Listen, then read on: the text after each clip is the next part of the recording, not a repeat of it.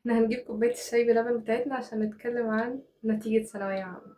في حاجات محدش هيقولها لك غيري لو انتي خلاص نتيجة ثانوية عامة بتاعتك طلعت، او لو انتي عامة في اي مرحلة انتقالية في حياتك وتعرضتي لحاجة انتي مكنتيش متوقعها خالص. كل سنة بحب اصور فيديو عن ثانوية عامة علشان اقولكم ان انا كنت في مكانكم يوم من الايام. انا عارفة انا بقولك ايه، مش جاية اقولك خالص ان نتيجتك في ثانوية عامة مش مشكلة وربنا هيعوضك وكل الكلام ده، لان ممكن اكون حاسه اني او مدركه نقطه ان انتي دلوقتي حاسه انك اخدتي اكبر صدمه في حياتك.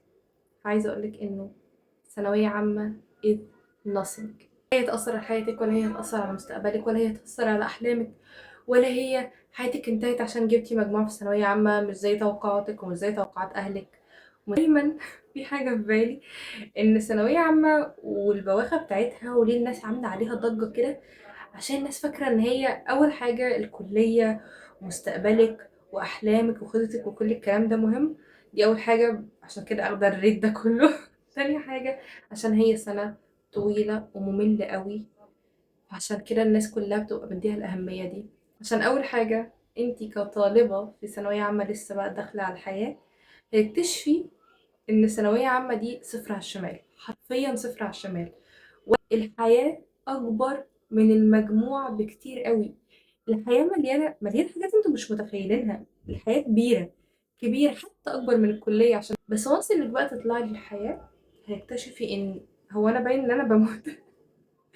هتكتشفي انه الثانوية عامة دي أصغر حاجة ممكن تكوني واجهتيها في حياتك أصلا. عايزاك تدركي حاجة مهمة جدا، انتي لسه صغيرة ومش عارفة الحياة مخبيالك ايه، ومش شايفة الحياة، وأصلا مش عارفة يعني ايه حياة برا المدرسة.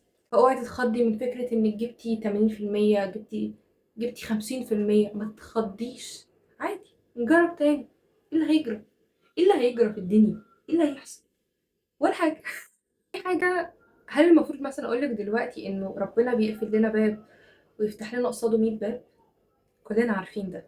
المفروض إن أنا أقولهولك إن أنتِ دلوقتي متأثّرة في المكان الغلط. أنا عارفة إنِّك ممكن تكوني شايفة إن فاطمة بتتكلّم من برّه وإن حلمِك كان كبير، وإنِّك كنتِ مرتّبة كل حياتِك وحلمتِ سَنة أو يمكن سنين طويل كمان قبل السَنة دي بإنِّك تخشّي الكلية دي وإزاي هتنجحي فيها وإزاي دي هتأثّر على مستقبلِك، وحلمتِ بالشركة أو المكان اللي هتشتغلي فيه وإزاي هتكوني ناجحة وكذا، وفجأة مجموع يدمّر كل ده. قصة صغيّرة كده كانت ملهمة شوية ليّا، وعامةً كل ما بافتكر القصة دي باحس اللي هو ده ربنا، عارفين خطة ربنا. كان عندنا واحدة صاحبتنا في ثانوية عامة، البنت دي مش بس رسامة، لأ هي فنانة. كنا كلنا لمّا بنشوف رسوماتها كانت تحفة جدًا، وكلنا كنا بنقول لها طبعًا أنتِ فنون جميلة طبعًا، من كتر ما هي ما شاء الله عليها كانت شاطرة جدًا، جدًا، جدًا. تيجي نتيجة ثانوية عامة والبنت ما تجيبش مجموع فنون جميلة وتخش معانا كلية حقوق. تخش معانا كلية حقوق وهي غضبانة وحاسة ان يعني حلمها ضاع، حلم سنين طويلة والناس كلها بتقولها وشايفينها في المكانة دي، ضاعت ودخلت كلية حقوق. ربنا اختبرها لتاني مرة في الحاجة اللي هي خلاص يعني بتحاول تتأقلم عليها، وللأسف سقطت في أول سنة في حقوق. انتوا عارفين بقى بعد ما سقطت في أول سنة في حقوق ربنا كان مرتب ليها ايه؟ مش هقول بالظبط المكان أو الكلية اللي هي دخلت فيها، لأن هي دي يعني مش معتقداتي، تمام؟ ما بحبش أشارك أي حاجة ما بحسش إن هي شبهي يعني. المهم إن البنت دي بعد ما خلاص كمان كلية حقوق باظت معاها، اتأخرت سنة. شايفين هي دلوقتي في كلية حقوق سقطت فجأة، الكلية دي جت من اللاشيء، وكانت هي من أول دفعة دخلت الكلية دي هنا في اسكندرية.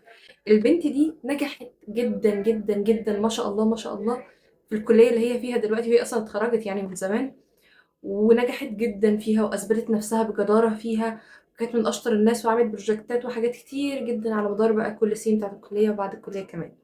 فتخيلوا حكمة ربنا، ده اللي أنا عايزة أقوله لكم. فكرة إن البنت دي لو كانت في الأول دخلت فنون جميلة يمكن ما كانتش نجحت بنفس كمية ومقدار النجاح اللي نجحته اوريدي لما دخلت الكلية التانية دي، اللي أصلا ما كانتش في الحسبان، ما كانتش متخطط لها، ما كانتش أصلا موجودة في اسكندرية خالص. ما تأثريش خالص في المكان الغلط، ما تأثريش قوي باللي بيحصل دلوقتي، لأن اللي بيحصل دلوقتي ده وضع مؤقت. احمدي ربنا إنك طلعتي من السنة دي. دايما أول حاجة بقولها لاي حد لسه طالع من ثانويه عامه، احمدوا ربنا ان انتوا خرجتوا. بس السنه دي انتهت، السنه دي كل الضغط والمدرسين والقرف والتحكمات والدراسه والامتحانات كل ده انتهى.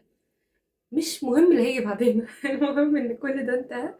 اللي جاي بعدين بقى زي ما اللي فات كان بتاع ربنا، اللي جاي برضه يكون بتاع ربنا. وشبهنا قوي. بخصوص جزء شبهنا قوي دي، تعالوا اكلمكم عن تالت نقطة. كل اللي هتتمنيه هيحصل، هي بس مسألة وقت. أنا لما كنت في ثانوية عامة كان عندي أمنيات كتير جدا، بعضها ليها علاقة بالدراسة وبعضها ليها علاقة بحاجات كتير جدا تانية غير الدراسة.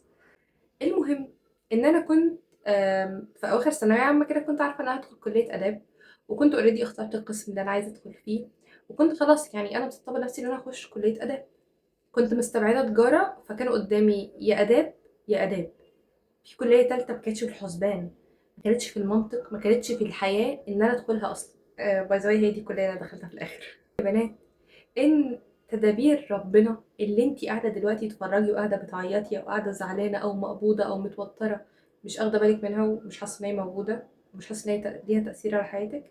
تدابير ربنا اقوى منك بكتير قوي. اجي اجيب مجموع 70%، كنت اسعد واحده في الدنيا، ما تتاثروش، انا كنت سعيده جدا بالمجموع ده.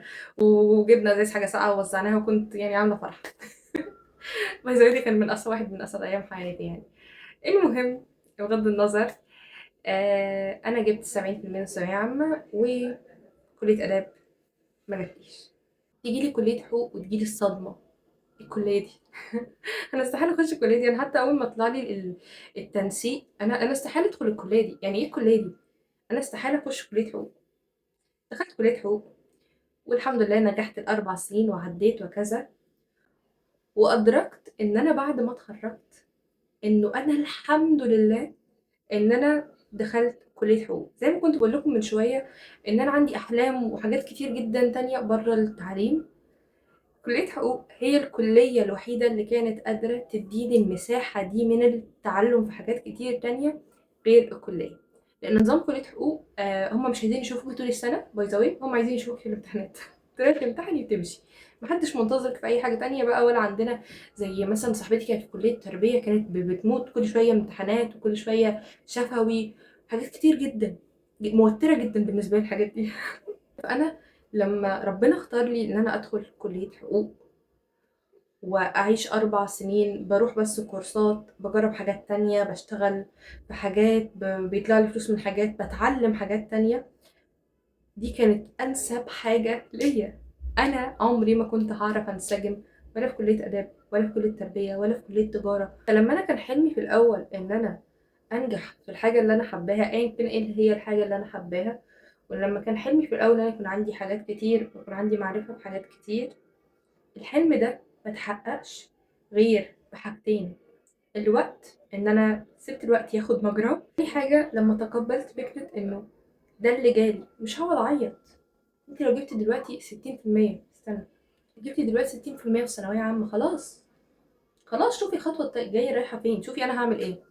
هدخل الكليه دي، طيب هعمل ايه في الكليه دي؟ الكليه دي ايه اللي فيها؟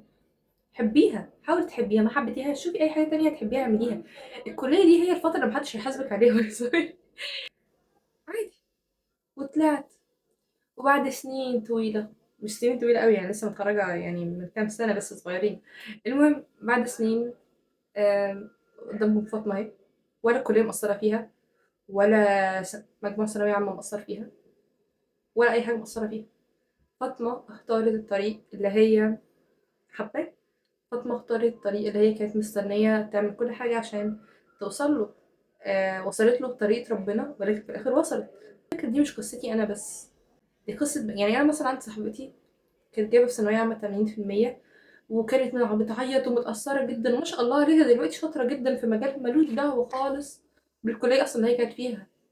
يعني هي كانت تقريبا آداب عربي، دلوقتي ما شاء الله جرافيك ديزاينر قد الدنيا وشطورة جدا.